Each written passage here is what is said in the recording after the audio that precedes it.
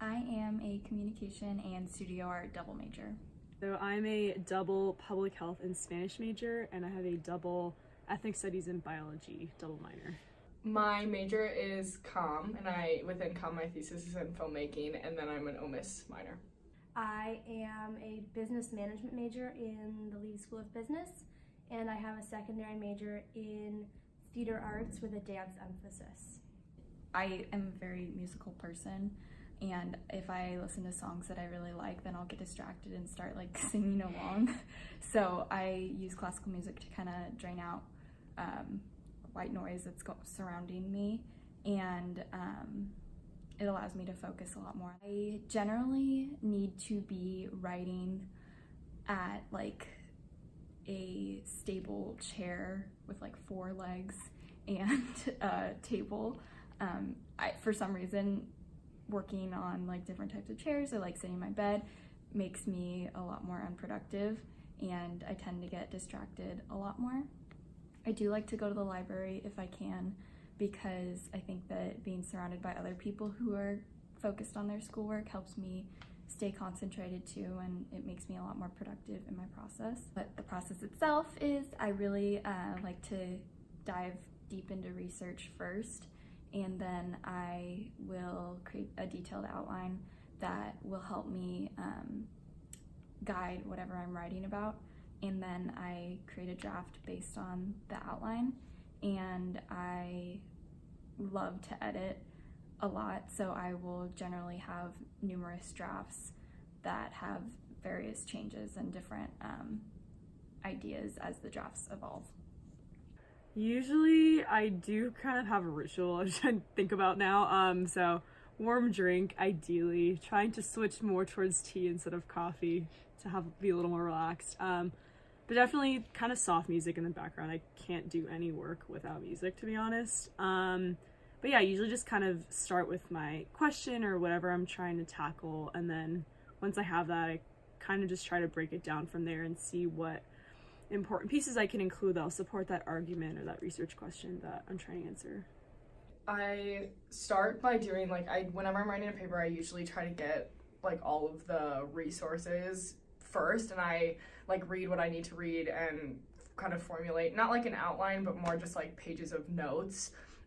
So I usually like separate them all into Google Docs, and I'll just have all the tabs open, and then I write the paper side by side with that. I usually write the intro and conclusion last, just because I find the conclusion obviously last, but it's like difficult for me to write the introduction if I don't have what I'm talking about in the paper done.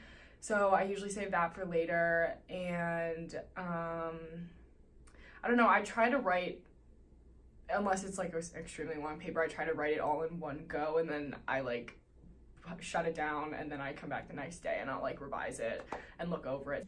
So usually, yeah, I do it like that. I do like a lot of work, I feel like, before, because I want to write it as quick as possible, because I'm not like a huge fan of writing papers, so I try to just like get everything in order and then I write it. Yeah. I definitely brainstorm. I don't like to just sit down and start writing without an idea. It feels pointless to me to not really have any sort of idea of what I think or what I'm trying to say. That I usually just think about that in my daily life and kind of just ponder it, and then when I actually sit down, I start working with a specific idea.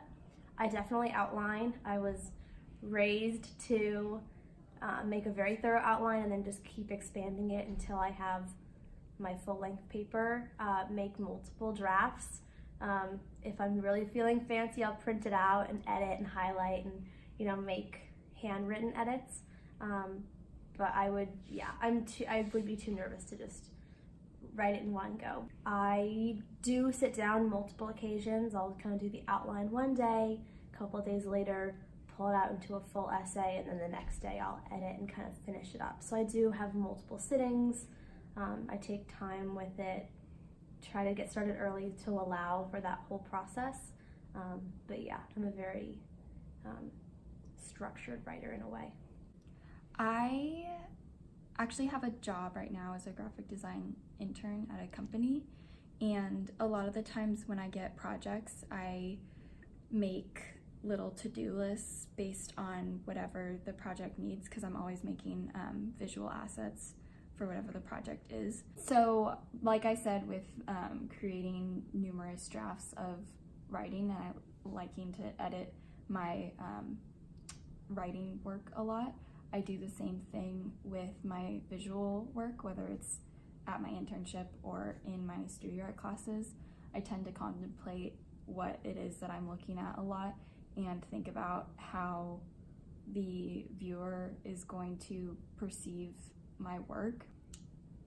To me, like, other people's perception of my work is important to me because I want to make sure that I get the point across. So I do make sure that I create numerous rounds of edits and draft things differently. And being a digital artist, it's very easy for me to do that. And kind of going from digital art to more traditional art, doing that process is a little bit more tricky, but I try to make it happen anyway. I think coming from more of a science background and also as an EMT, you're kind of just presented with a problem and then you try to take steps backwards to break it down. So kind of like I mentioned before, if I have my research question, I'll start with that and kind of go back and be like, okay, so what's going to support this? What's going to add to this argument or question? So yeah, similar to science, you have your problem and you kind of take steps backwards to work back to it. So when you shoot videos, you have to make a storyboard before. You usually create kind of a treatment that shows what you're gonna do in what order. You create, depending on what kind of film you're making, whether you're making something with a script or some sort of documentary, you usually have to create a shot list. So you have to think of what situations you want to have on screen. So I would say it's kind of the same, to be honest. You do preparation before, and then you shoot, and then you look at your footage and you try to piece some of it together, and then whatever you don't have, you need to go back out and shoot. So it's kind of like if you realize that you need another piece of research when you're writing a paper after you had written it to back up some claim, and then you would just go back and find something that supported you. So it's kind of the same, but that's how you do it. Yeah. It kind of depends on what I'm creating. Sometimes I'll know exactly what the theme is or the concept. Other times I'm not really sure, but either way, I'll go in the studio. I have a playlist of songs that I've heard in my life and I think are motivating to dance to, and I'll kind of just put the playlist on and improvise, just kind of dance whatever comes to my mind. I'll eventually settle on kind of the topic of the paper, the topic of the dance, and I take time to choreograph as well. I'm kind of a perfectionist, so I'll create something and then later on realize I hate it and redo it, and I don't want to leave something I'm not happy with, so I really make sure I'm satisfied, fully satisfied with what I create. So I definitely take time, but I definitely go through the same process of multiple times going in the studio and then creating, and then taking weeks to kind of change around orders, or taking time to specifically edit by changing the directions that my choreography faces, or changing the the dynamics or the tempo or the quality of the movement to make it more visually interesting and kind of dimensional in that sense. Mm-hmm. So there are different types of editing as well, whether it's what the actual movement is or how that movement is performed. So there's multiple levels of editing, but I follow a very similar process for both. I think that when creating something, whether it's a writing piece for a class or a visual piece for art or one of my art classes, I rely heavily on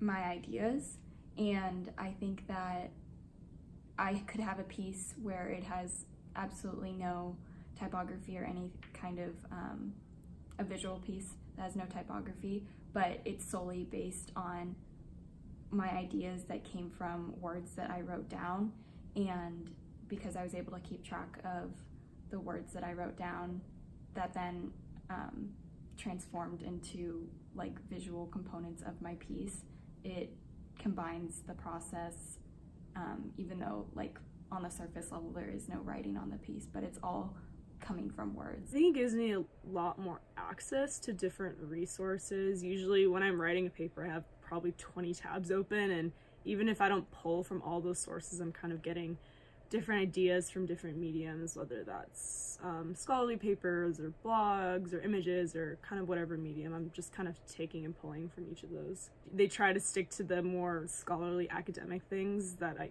directly quote from, but as far as just pulling ideas, I definitely take from a lot of blogs that are definitely credible, or newspapers, or just kind of different, just to get different perspectives too. I think it's helpful because sometimes you can't communicate, like, or in your own words, I guess you can't communicate well enough, like, what you're trying to say. So if you, or exactly what you're trying to say, and if you can find, like, someone else who says it, like, that's gonna be, like, a much better way to, like, push your piece forward. I think just visuals in general can help, like, at least help me feel more creative. I'm not a very good writer, and I'm not, like, I feel like I'm not very creative, like, in that aspect. I just, like, have a hard time. I don't think I'm very creative, like, on, in, like, writing, so I think having the opportunity to, like, do something else that can kind of, like, portray the same message, I think helps me a lot.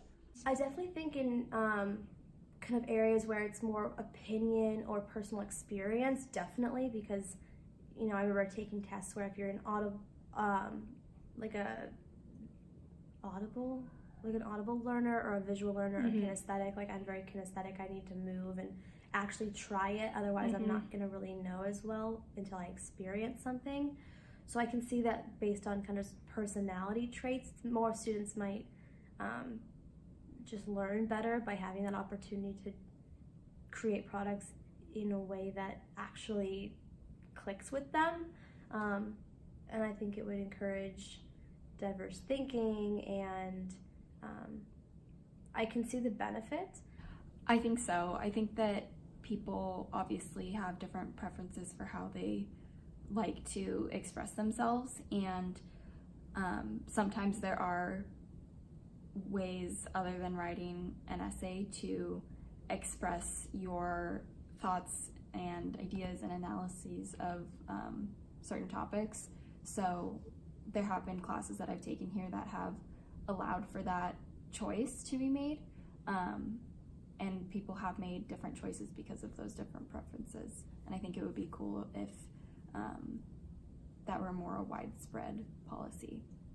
I think so. I mean, just based off of, that's kind of what I do, and even just the importance of having, like, my majors and minors are kind of all over the place, but they mix and blend really well together, so I think it's important to have that diverse aspect and perspective, and with that I think you have a better take on what you're doing, just having knowledge of and just utilizing different mediums. Yeah, I think it would be helpful, but in the same, like, respect, like, I feel like you need to be able to know how to, like, write a paper, you know what I mean, or create some kind of report just, like, for your own personal use. So I think it would be, like, nice, but I also think it would be kind of hard to create. Like, it would be kind of hard for teachers to be able to cover everything. In some aspect, it's, like, fine, but it probably would make the class, like, a little more engaging. It might be hard, you know, that's another question about how in our academic system, but I can definitely see where, especially with personal expression and encouraging that creativity and connection to self. As an artist, I definitely think that's very valuable. But then also as a business student, there are some areas where, you know, you really should be able to write about it if it's, you know, a certain area of study. But I think in general, I encourage it.